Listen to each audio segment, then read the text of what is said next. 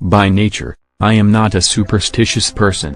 I don't believe that someone dear would die if an owl hoots at night, or that I would sweep away my family's prosperity if I use a broom just before midnight.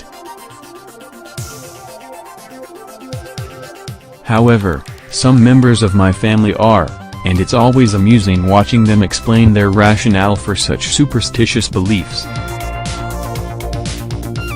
My late mom used to expect cash whenever her eye twitched. I actually liked that one. And then if something bad happens in his life, my elder brother tends to think that he may have done something in the past to deserve it. Now, even though I don't subscribe to superstitious tendencies, lately, I have been tempted to reflect about the situation in Imo, and wonder just who the state's indigenes may have offended, to get saddled with a governor like Rochas Okorocha.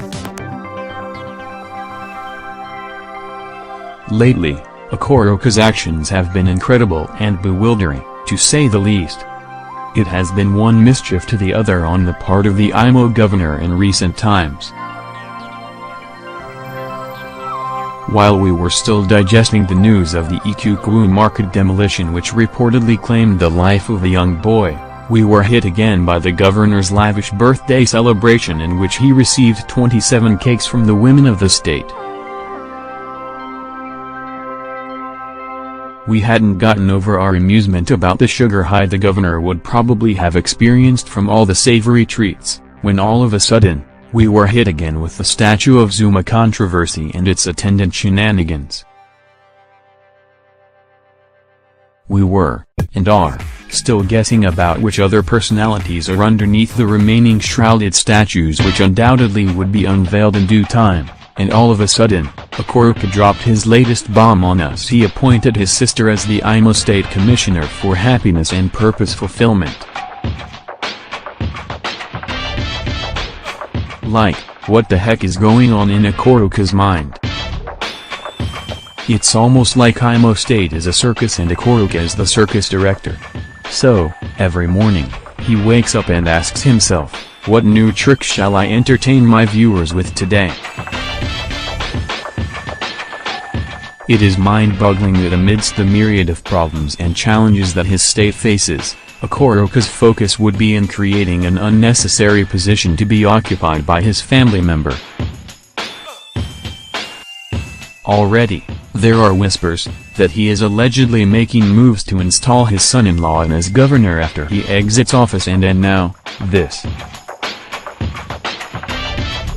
Does Rochas Okorocha think Imo State is a family business and generational heirloom?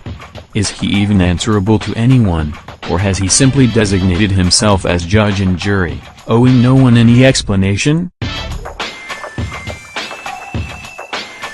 I shall also not cease to pass blame over this fiasco to the leadership of Okorocha's party, the All Progressives Congress, APC, which has failed to caution him over the multiple absurd actions. Okorocha's wife recently had a lavish birthday celebration just like her husband previously, and Vice President Yemi Osinbajo decided to step away from pressing national issues for a bit and journey down to Owerri, to celebrate with her.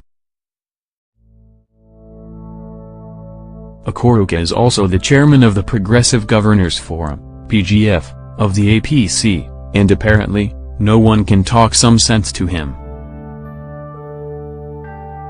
So, with all this craziness, I will ask again, who did the people of Imo State offend to be saddled with a governor like Rochas? I ask because this situation seems like something that extends deep beyond the physical realm, and no jokes. In the olden days, when a land experienced bad luck, its people would consult the deities, via the chief priest. I think the same thing needs to be done as soon as possible. Did an ancestor commit an atrocity against a foreign king who swore that at some point, Imo would be given a leader who would become a source of ridicule? Did someone sin against the gods? What happened? Now would be a good time for deep soul searching or for offering up sacrifices, before this situation becomes even more ridiculous. Let me stress that I do not mean to be disrespectful to the indigents of Imo State. I just think they need to look at all the ramifications of this situation, before Okorocha wakes up one day and maybe decides to use the state as collateral for a personal business venture. Okay, scratch that, I'm probably letting my imagination run wild, but then again, it seems that with Rochas Okorocha, anything is possible. This opinion piece was written by Buchi Obichie.